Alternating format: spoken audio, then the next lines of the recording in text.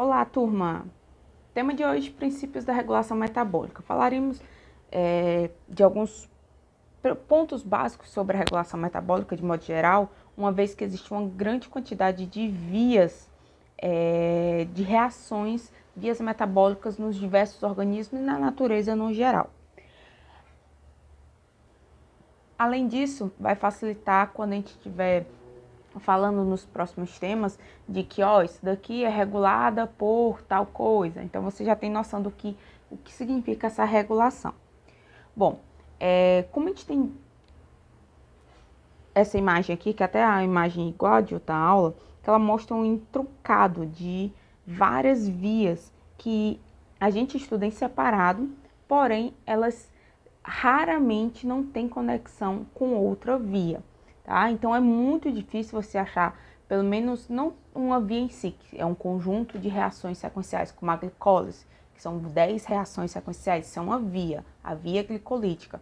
Porém, é muito difícil você encontrar mesmo a própria reação, uma reação só que seja catalisada por uma enzima, ou seja, que ela só ocorra na presença de uma enzima e que essa enzima acelera a reação. É muito difícil você achar uma reação catalisada dessa que não tem algum tipo de regulação. O que significa regular, basicamente? É você ou permitir que aconteça, ou não permitir que aconteça, ou aumentar ou reduzir a velocidade daquela reação. Aqui, por exemplo, nós temos aqui, olha a glicólise, onde é que tá, bem aqui, glicólise e gliconeogênese que nós vimos na outra aula.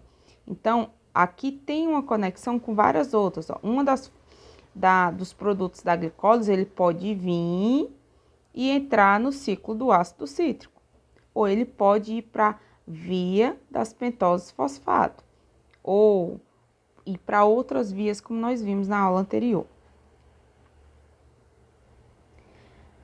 E vem uma pergunta: as vias metabólicas acontecem individualmente, como estudamos em bioquímica? Já deu spoiler, né? Não, elas são altamente entrelaçadas, são indissociavelmente entrelaçadas numa rede multidimensional, tá? De uma reação com outra. Então, às vezes, o correto não seria falar vias, né? Porque ela não é individual, não é só aquelas reações daquela via, ela sempre tem uma relação com alguma outra. Exemplo: a glicose 6-fosfato dos hepatócitos, que são aquelas células que constituem o parênquima do fígado, tá? Podem ser utilizadas para várias coisas. Ela pode ir para a glicólise para produzir ATP, para a via das pentoses fosfato para produzir NADPH, ou para ser hidrolisada em glicose mais fosfato separado, né? Para repor a glicose sanguínea. Para a síntese de outros açúcares, como a glucosamina, galactose, galactoamina, entre outros. Também pode ocorrer que essa glicose 6-fosfato passe para o processo de glicosilação de proteínas, ou seja, a adição de carboidratos em proteínas para formar aquelas proteínas conjugadas, ou ser degradado de forma parcial para fornecer acetil-CoA, por exemplo, para a síntese de ácidos graxos e esteróis. Então, quem é que vai decidir para onde é que vai? De acordo com a sinalização e a necessidade que tem. E sinalizou, e como é que eu vou responder? Eu vou ou reduzir as enzimas que estão em uma via para que não aconteça e aumentar a velocidade em outro sentido, ou seja, vai ter todo esse controle que é feito pela regulação metabólica. A E. coli, a Escherichia coli, que é uma bactéria, vocês vão ver ela muito na disciplina de microbiologia, ela pode acabar utilizando, por exemplo, o esqueleto de carbono, né, que tem na glicose, já que a glicose tem 6 carbonos, ela pode utilizar esse esqueleto para transformar em muitas outras substâncias. E essa decisão de, por exemplo, no caso da glicose 6-fosfato, mas como qualquer outra substância que pode ir para várias vias, a decisão de colocar a glicose 6-fosfato para uma determinada via vai influenciar, sim, direta ou indiretamente, no fluxo de todas as substâncias metabólicas intermediárias em outras. Se eu decidir que aquela glicose 6-fosfato vai passar normalmente pela glicólise, ela vai afetar as outras vias que podem utilizar essa glicose 6-fosfato. Ela vai reduzir, já que eu vou estar utilizando ela para uma via específica. Ou seja, uma mesma substância que ela pode tomar diversos destinos, a decisão de qual destino ela vai seguir vai afetar direto ou indiretamente as outras vias possíveis. Existe também uma chamado efeito Pasteur, que é um exemplo de como as condições do ambiente podem influenciar e aplicar princípios de regulação metabólica para poder tomar uma via alternativa diante de uma situação. Por exemplo, Luiz Pasteur, ele foi um dos primeiros, né, a perceber que quando havia uma passagem, por exemplo, de uma cultura de leveduras, certo? Sei lá, digamos a Saccharomyces cerevisiae. Ela era transferida de uma condição onde tinha a presença de oxigênio para uma presença que não tinha oxigênio, certo? O que é que acontecia? Era consumido 10 vezes mais glicose do que na situação de anaerobiose do que de aerobiose. Isso por quê? Como nós vimos na condição de anaerobiose, a glicose ela vai passar por um processo fermentativo e ela só vai produzir 2 ATPs, enquanto que uma produção de energia por uma via aeróbica, que nós ainda veremos, ela produz 10, 15 vezes mais do que de energia com a mesma molécula de glicose em relação à fermentação.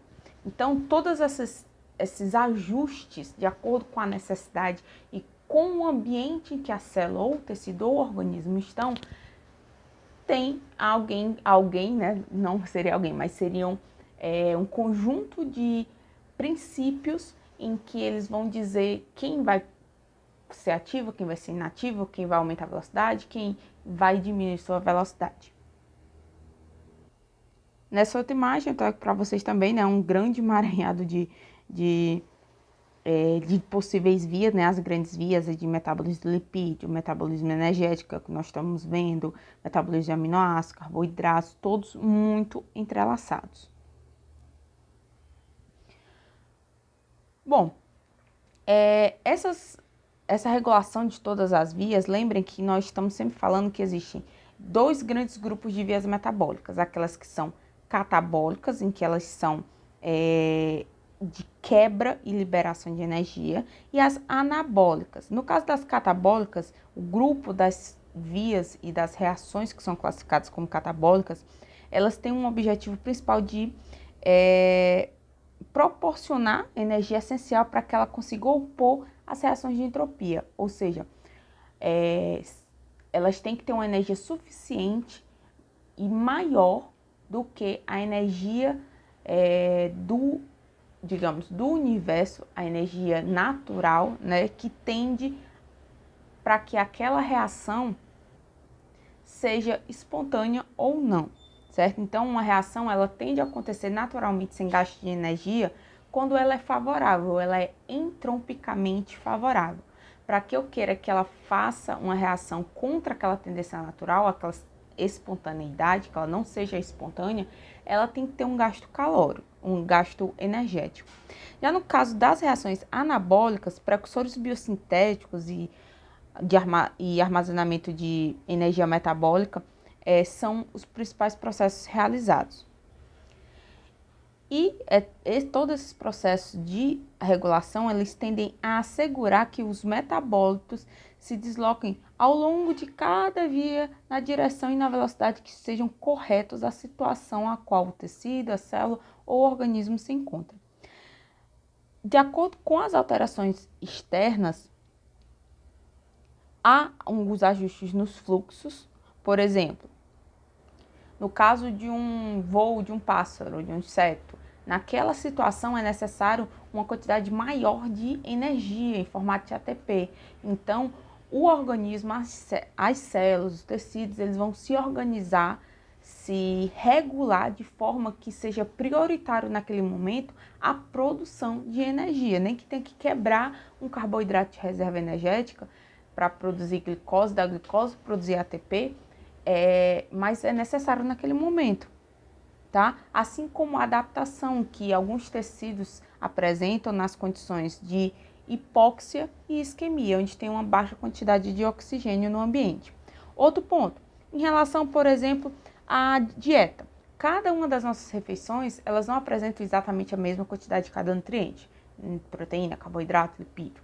Então, essa variação de suprimentos entre uma refeição e outra, tá? Ou seja, tem uma variação de possíveis substâncias energéticas, combustíveis, é necessário que o corpo faça algumas ajustes, algumas regulações metabólicas entre uma refeição e outra.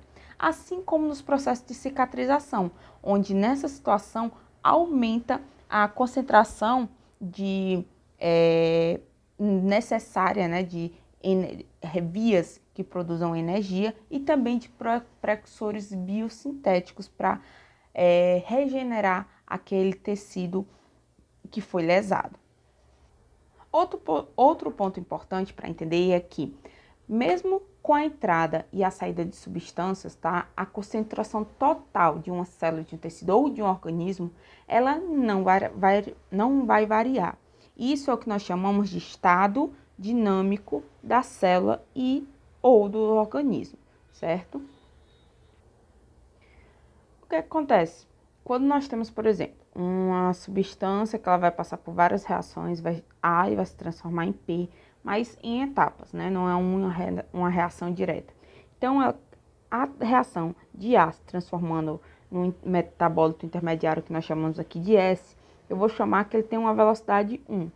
Já a transformação desse intermediário S em P, vou chamar de V2, certo?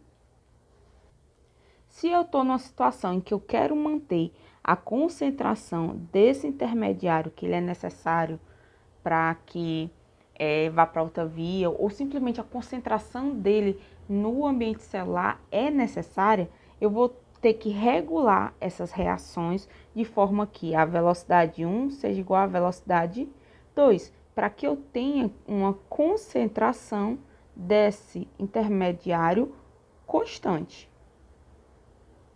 Então, alterações, por exemplo, na velocidade inicial de entrada da glicose no sangue, a partir de várias fontes, é equilibrada por alterações na velocidade das reações de captação de glicose por vários tecidos a partir do sangue, que no sangue ele tem que manter uma concentração de glicose de aproximadamente 5 micromolar.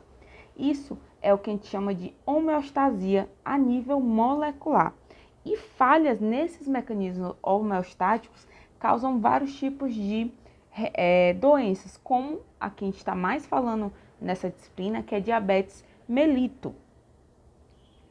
E a regulação da concentração de glicose, e que é esse caso da diabetes mellitus, né, dando uma revisada, é uma regulação da concentração de glicose no sangue que esteja deficiente, né, como falta ou insensibilidade à insulina, com consequentes vários tipos de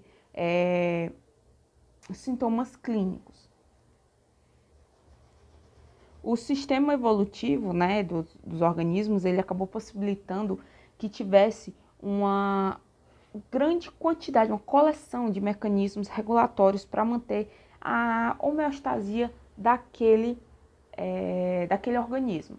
Nós estamos vendo aqui que uma substância sempre se transforma em outras, muitas reações, mas no todo, quando a gente verifica o organismo, o tecido, a célula, ele tem uma concentração mais ou menos equilibrada e constante das principais moléculas necessárias para o seu funcionamento. Então,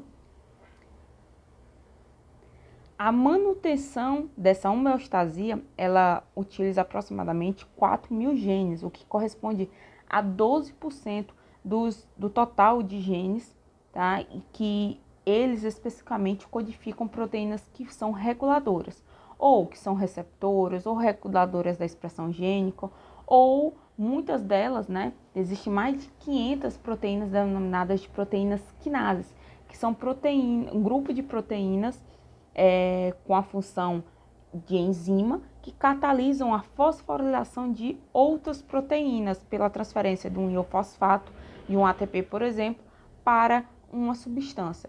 Nós vimos que a fosforilação de qualquer substância no início de uma reação possibilita que tenha uma concentração, permite a concentração no ambiente interno da célula, certo? Sem que haja um gasto energético, porque na membrana plasmática não é comum ter transportadores de carboidratos fosforilados. Então, isso é uma forma de uma via manter a concentração contra um gradiente de concentração natural, que ia tender a jogar essas substâncias para fora da célula, manter ela concentradinha dentro da célula. Aí lá no final da via sempre vai ter o processo contrário. Você vai retirar esse fósforo, esse íon fosfato, ela vai ser desfosforilada. Aqui uma pergunta. Essas mudanças, elas são lentas ou elas podem ter em uma situação muito drástica? Pode sim ter os chamados ajustes drásticos, que o organismo ou a célula, ela busca um novo estado estável dinâmico, certo? Como, por exemplo, quando um tipo de célula se transforma em outra, ou quando radicalmente muda o ambiente externo àquela célula, aquele tecido ou aquele organismo. Um exemplo. Quando há o processo de transformação de um tipo de célula em outro, há uma mudança drástica nesse ajuste regulatório. Então, numa diferenciação de células-tronco em eritrócito na medula óssea, há uma mudança extremamente drástica. Essa diferenciação celular requer uma regulação bem precisa dos níveis de cada proteína da célula. Então, quando a gente tem, para vocês verem a diferença como é drástica, no caso dos eritrócitos, eles têm uma grande concentração de hemoglobina, não apresentam núcleo e também não apresentam organelas, como algumas organelas, entre elas as mitocôndrias. Já as células-troncos, elas apresentam núcleo, mitocôndrias e tem uma baixa concentração de hemoglobina ou até são desprovidos de hemoglobina. Ou seja, são situações em que uma célula se transformou em outra totalmente diferente, em que os processos regulatórios, as reações que vão ocorrer diante da função daquela célula são totalmente diferentes e o metabolismo vai ter que se adaptar. Uma proteína, ela pode ser regulada por vários mecanismos diferentes, tá? E esses mecanismos podem até se sobrepor. Vamos falar aqui de forma geral alguns dos tipos. Nós temos aqui no caso 1 os chamados sinalizadores, que nós já vimos, sinalizadores externos, certo? Os sinalizadores externos, que pode ser um sinalizador neuronal, como uma acetilcolina, que é o neurotransmissor, que é entre as células neurais, não é? Pode ser um hormônio, como a adrenalina ou a insulina, podem ser fatores de crescimento, citocinas. Então, esse sinalizador, ele vai ser recepcionado, né? Ele vai estar em uma interação com o seu receptor específico no tecido específico. Lembra que os receptores, nem todo receptor está em todo tipo de célula, né? Então, ele está nessa situação em que há um receptor, o sinal foi recebido, então várias reações internas àquela célula dentro da membrana plasmática vão ocorrer de forma sequencial para dar uma resposta àquele sinalizador.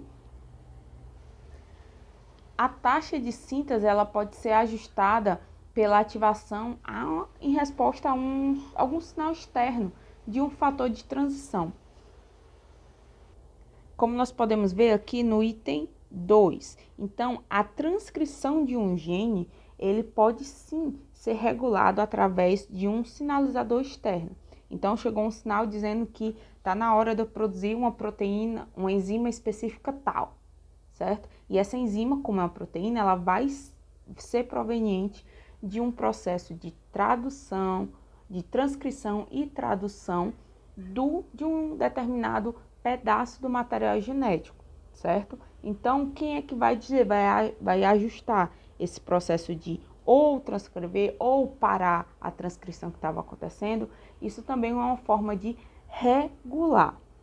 Os chamados fatores de transição, eles são proteínas nucleares que, quando estão ativadas, eles vão se ligar a uma região específica do DNA, que a gente chama de elementos de resposta, mais próximos àquele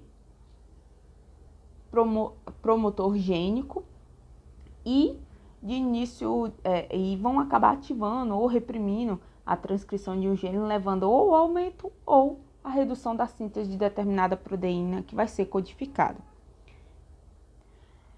Também em relação à parte genética, pode também ocorrer a sinalização ou a regulação para que haja a degradação do chamado RNA mensageiro, tá? Então, a concentração de RNA mensageiro, ela pode variar. Eles podem ser degradados, como por exemplo, por ribonucleases celulares. E a taxa de tradução desse RNA mensageiro em proteínas feitas lá pelos ribossomos, ela também pode ser regulada. E o aumento da concentração desse RNA mensageiro nem sempre leva a um resultado da maior quantidade de um produto. Por exemplo, não significa que eu vou produzir mais de determinada enzima específica só porque tem mais RNA mensageiro, porque não é apenas uma forma de regulação que existe em uma via metabólica, existem várias, então depende de vários tipos de situações. Trouxe aqui um destaque sobre os fatores que vão afetar a atividade enzimática, além do básico, que alteram a proteína, já que a grande maioria esmagadora das enzimas são proteínas, são de natureza proteica, além de calor, pressão, concentração iônica, também temos que analisar em questão de regulação metabólica 3 pontos, né? As alterações no número de moléculas que estão dentro da célula, certo? As alterações nas atividades efetivas, ou seja, naquele trabalho, se ela realmente está fazendo a função dela em um compartimento subcelular, ou seja, se ela consegue dentro de um complexo de Golgi, se ela consegue exercer sua função lá dentro de forma mais eficiente possível ou só no citossol, tá? Então tem uma variação. A modulação das atividades das moléculas que já existem, ou seja, aquele controle de regulação metabólica do que já existe, ou uma combinação entre esses três. Aqui no ponto 5 nós vemos degradação proteica, certo? Toda proteína sintetizada, ela tem um tempo limite de vida, certo? Que pode variar ou de alguns minutos ou até alguns dias. E a taxa de degradação ela vai variar de enzima e das condições celulares. Então, pode ser que determinada via que precisava dessas 3 enzimas aqui, elas não vão acontecer nesse momento porque elas estão sem a concentração adequada daquela enzima para aquela via poder ocorrer normalmente. Daqui a alguns minutos ou daqui a algumas horas é que vai estar no ápice daquela via metabólica, certo? Ela vai acontecer com maior efetividade. Ou seja, nem sempre a resposta de uma adaptação, de uma regulação do metabolismo é imediata, é instantânea. Ela tem que ter uma adaptação. Vocês até podem verificar, por exemplo, quando a gente toma um remédio. Não é de imediato, né, que acontece porque o corpo está recebendo uma sinalização externa, uma modificação, uma molécula diferente. Então, ele vai ter que se adaptar em resposta àquela substância nova que está acontecendo. Acontecendo não, que apareceu. Outra situação de regulação, princípio, é o 6. Quando uma enzima ela é sequestrada em uma organela celular, como por exemplo dentro de um retículo endoplasmático. Isso é uma forma de alterar a atividade efetiva de uma enzima dentro de uma via metabólica, porque você acaba separando o substrato da enzima, ou seja, a enzima e o substrato é a substância que vai ser modificada, certo? Você separa fisicamente elas, certo? Deixa uma no citossol e outra dentro de uma organela. Então, isso é uma forma de você regular. Como, por exemplo, no músculo. O músculo, a isocinase, que é aquela primeira enzima da cadeia das 10 reações da glicólise, ela só age na glicose quando ela está dentro do miócito, vindo do sangue, e a taxa de entrada vai depender dos transportadores de glicose. Sendo assim, dentro da célula, essa membrana intracelular que está separando a isocinase da glicose, ela é um fator limitante. Então, se você favorecer essa separação, você está tendo uma forma de regular aquela via da glicose. Outra técnica, outro princípio de regular é quando, o número 7, quando a enzima se liga ao seu substrato. O substrato é aquela substância que vai ser modificada. De acordo com as teorias, né, de Michaelis e Menten, que falam das relações que afetam a velocidade das reações, a atividade de uma enzima ela vai diminuir com a diminuição da presença de um substrato. Então, pode ser que você isolando e separando um substrato ou colocando aquele substrato para pegar outra via metabólica, favorecendo que aquela glicose passe a ser utilizada, no lugar dela entrar na glicose para produzir energia, ela vai ser anabolizada, né? E você vai produzir uma substância, um carboidrato complexo maior para ser armazenada aquela energia. Então, você tirou substrato e conseguiu controlar aquela via metabólica. O número 8 diz que a enzima interage com o ligante, o chamado efeito alostérico. O efeito alostérico ou regulação alostérica ela vai possibilitar que você aumente ou diminua a atividade de uma enzima.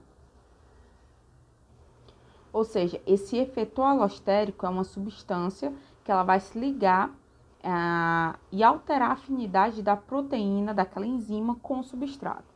Vamos ver aqui.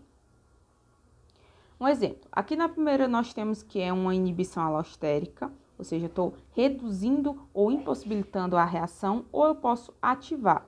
Exemplo, nós temos uma enzima que, lembra que enzima, assim como proteína, o formato é importante, já que vai ter um encaixe do substrato com a enzima, e é após esse encaixe que vai ocorrer a modificação do substrato em produto. Então, aqui simbolizado por formas geométricas, nós temos uma enzima. Essa enzima, se ela tiver com um inibidor alostérico, ó, ela vai se ligar bem aqui, e essa ligação que ela faz culmina com uma modificação do sítio ativo onde o substrato ia se encaixar, e nele não vai conseguir mais se encaixar.